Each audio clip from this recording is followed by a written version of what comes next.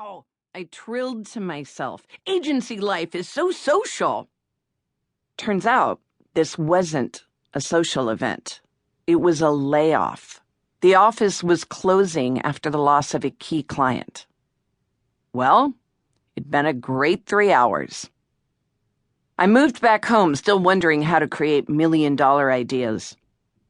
Marshall McLuhan wrote, "Historians and archaeologists will one day discover that the ads of our time are the richest and most faithful daily reflections any society ever made of its whole range of activities."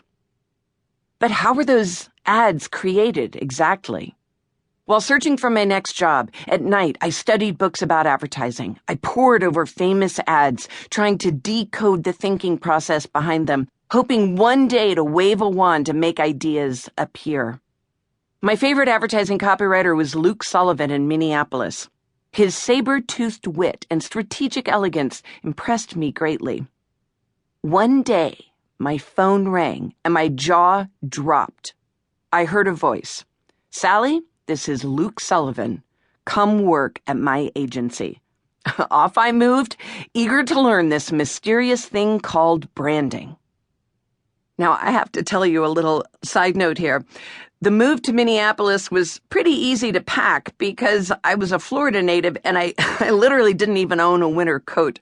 And within days of my arrival, a blizzard hit and there was a minus 60-degree wind chill.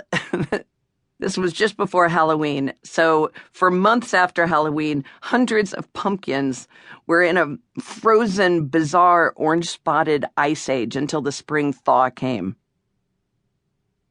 While it snowed outside, I thrived inside the agency, learning from some of the most award-winning professionals in the field. Each department within an agency specializes in a different type of thought process, from research and strategy to media and design, and I adored them all. By the time those cryogenic pumpkins emerged from the melting ice in April, still smiling their pumpkin smiles, my training was well underway. In my mid-20s, I became one of the most award-winning copywriters in the United States. My career accelerated from copywriter to creative director, from New York to Los Angeles, from small assignments to global campaigns. If you watch Mad Men, you know that ad agencies can seem like sexy, tempestuous workplaces, filled with adrenaline and ping-pong tables. Traditional agencies can deliver amazingly customized service and handholding and any type of marketing you can think of.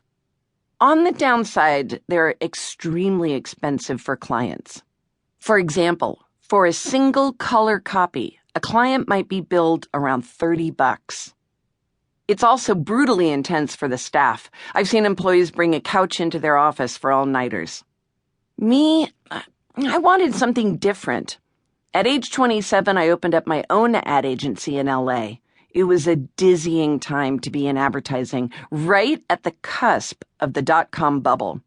Entrepreneurs who would never turn a profit suddenly had money to burn. Instead of buying into the hype, my agency co-founder and I wanted to create a new breed of advertising, less traditional, more unexpected.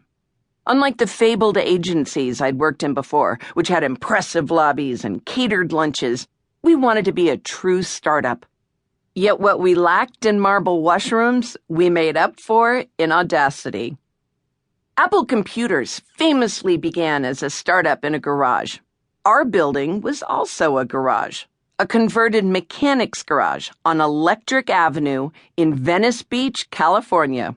We opened our doors in 1997, or should I say, rolled up our doors. It was a notoriously sketchy area, and occasionally during conference calls, clients might ask if that was gunfire they heard on the speakerphone. The neighborhood ice cream truck driver didn't coast merrily along. He floored it to avoid getting caught.